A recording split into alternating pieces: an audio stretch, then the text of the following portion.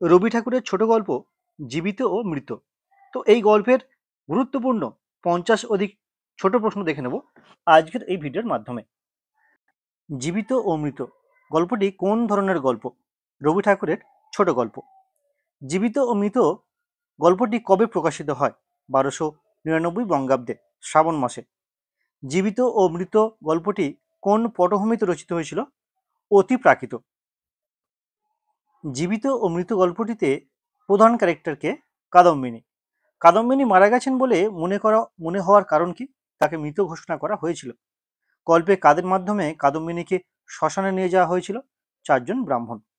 জীবিত ও মৃত গল্পটি কোন গ্রন্থ সংকলনে প্রকাশিত হয়? গল্পগুচ্ছ। গল্পটিতে কোন সময়ের চিত্র উপস্থাপিত হয়েছে? ব্রিটিশ শাসনকালের। গল্পটিতে কোন বিষয়টি বিশেষভাবে ফুটিয়ে তোলা হয়েছে? কুসংস্কার এবং নারীর অবস্থা। জীবিত ও মৃত গল্পটি কোন পত্রিকায় প্রকাশিত হয়েছিল? সাধনা পত্রিকায়। কাদম্বিনী কি কারণে মারা গিয়েছিল বলে মনে করা হয়েছিল? প্রবল জ্বর ও শারীরিক দুর্বলতার কারণে। সারদা শঙ্কর কোথাকার জমিদার ছিলেন? রানীহাটের। দুঃখের মণি কাকে চোখের মণি বলা হয়েছে? অর্থাৎ এখানে চোখের মণি কাকে বলা হয়েছে? সারদা শঙ্করের ছোট ছেলেকে। বিধবা কাকে বলা হয়েছে? কাদম্বিনীকে। পুষ্করিণীর ধারে আছে একখানা কি? আছে কুঠির ও তার নিকটবর্তী একটা প্রকাণ্ড বটগাছ। কারা কাঠ আনতে গেল? নিতাই এবং গুরুচরণ। মৃতদেহকে রক্ষা করিয়া বসায় রইল। কারা বসিয়া রইল? বিধু এবং বনমালী।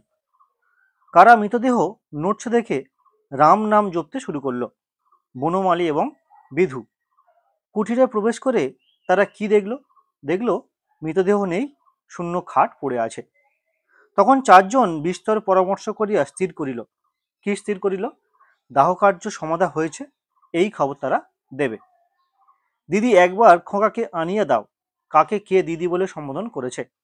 কাদম্বিনী তার বড় যাকে দিদি বলে সম্বোধন করেছে। দেখো এখানে বলি, দেখো তোমাদের পরীক্ষা কিন্তু এমসিকিউ টাইপ প্রশ্ন হবে। 25টা কোশ্চেন থাকবে, 50 নম্বর অর্থাৎ 2 নম্বর করে। তো আমি তোমাদের সুবিধার জন্য এমসিকিউ টাইপ প্রশ্ন না করে ওয়ান লাইনার হিসেবে প্রশ্নগুলো করেছি।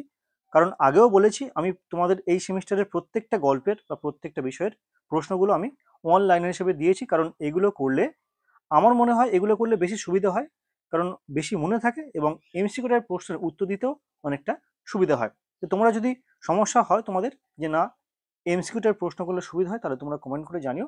আমি চেষ্টা করবো সেগুলোকে এমসিকিউ টাইপ প্রশ্ন আকারে দেওয়ার নমুনা প্রশ্ন হিসাবে। তো চলো দেখে নিই পরবর্তী প্রশ্ন। পুষ্করিণী দেখে কাদম্বিনীর কি কথা মনে পড়েছিল? এখানে পুণ্যতিথি উপলক্ষে স্নান করতে এসেছিল। মা তোমাকে ভদ্র কুলবধূ বলিয়া বোধ হইতেছে। এখানে বক্তা কে? এখানে বক্তা এক পথিক। কাদম্বিনীর সই কে? যোগমায়া। শ্রীপতিচরণ বাবুর বাড়ি কোথায়? নিশ্চিন্দাপুর। পথিক কোথায় যাচ্ছিলেন? কলকাতা যাচ্ছিলেন। সারদা শঙ্করের পুত্রের নাম কি? সতীশ।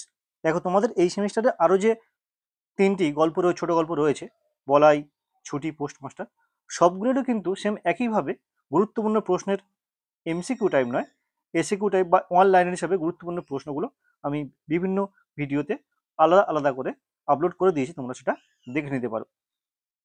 কাদম্বিনী কে?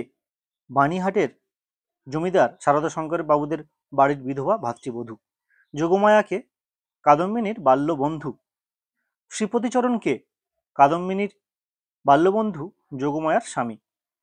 কাদম্বিনী কাকে নিজের সন্তানের মতো মানুষ করেছিল? ভাসুরের ছেলে খোকাকে।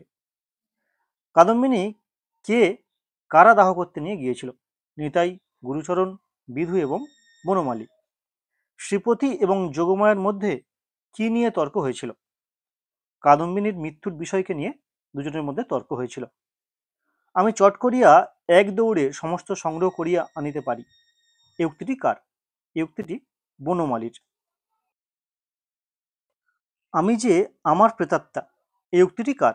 এই উক্তিটি কাদম্বিনীর। বাড়ির বিধবা বধূটির পিতৃকুলে কেউ ছিল না, কোন বাড়ির কথা এখানে বলা হয়েছে? সারদা শঙ্কর বাবুদের বাড়ির কথা এখানে বলা হয়েছে। সেই তাহার চোখের মণি, এখানে কাকে চোখের মণি বলা হয়েছে? সারদা শঙ্করের ছোট ছেলেকে। কাদম্বিনী অকস্মাৎ মৃত্যু হইল। কোন দিন কাদম্বিনীর মৃত্যু হয়েছিল? শ্রাবণের রাতে। আর আমি বুঝি এখানে একলা বসে থাকিব? এখানে বক্তা কে? এখানে বক্তা বিধু। তাহাদিগকে মনে মনে ইহারা গাল দিতে লাগিল। এখানে ইহারা কারা? এখানে ইহারা গুরুচরণ এবং নিতাই। অবশিষ্ট দুই সঙ্গী লণ্ঠন হাতে ফিরিয়া আসিতেছে। এখানে দুই সঙ্গী কে কে? গুরুচরণ এবং নিতাই। ভোরের দিকে যাহারা কাঠ লইয়া আসিল তারা সংবাদ পাইল। তারা কি সংবাদ পাইল? যে পূর্বেই দাহকার্য শেষ করা হইয়াছে, এই সংবাদ পাইল।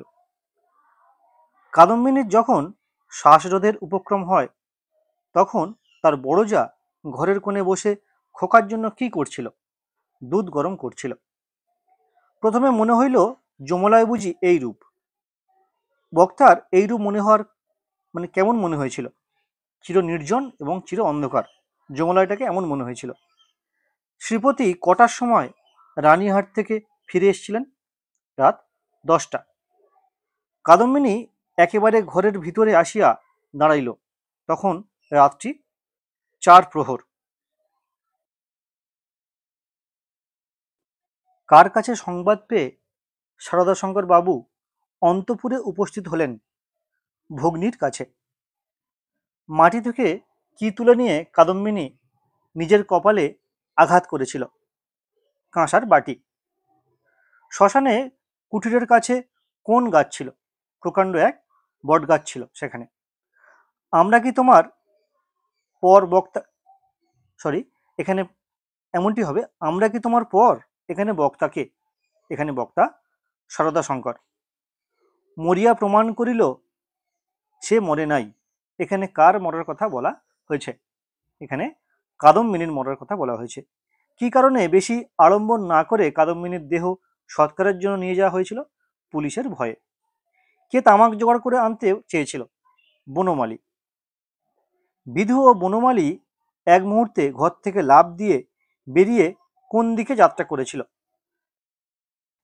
সোজা গ্রামের দিকে বা গ্রামের অভিমুখে তারা যাত্রা করেছিল। শ্মশানের পুষ্করণীর তীর থেকে কিসের ডাক শোনা যাচ্ছিল? বিল্লি এবং ভেকের ডাক শোনা যাচ্ছিল। কুটিরের মধ্যে মৃতদেহ না দেখে কোন জন্তু তা নিয়ে গেছে বলে আশঙ্কা করা হয়েছিল? আশঙ্কা করা হয়েছিল যে মৃতদেহটাকে শিয়ালে নিয়ে গিয়েছিল। তো এই ছিল আজকের ভিডিওর বিষয়বস্তু। তো আজকের ভিডিওটি কেমন লাগলো অবশ্যই কমেন্ট করে জানিও, পারলে প্লিজ একটি লাইক করো।